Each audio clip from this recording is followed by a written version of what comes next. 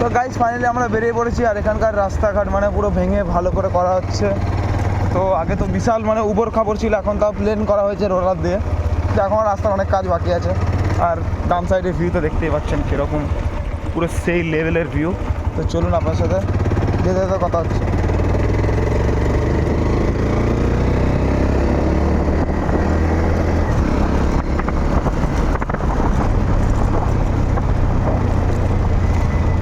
রাস্তাঘাটের পুরো যাতা অবস্থা।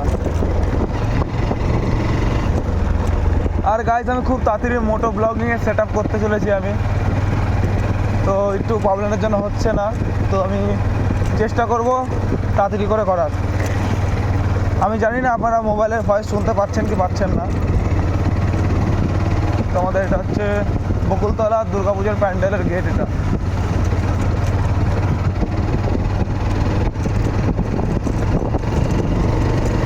এই যে এটা হচ্ছে ডান দিকে বকুলতলার দুর্গা প্যান্ডেল। এখনও করার কাজ বাকি আছে অনেক।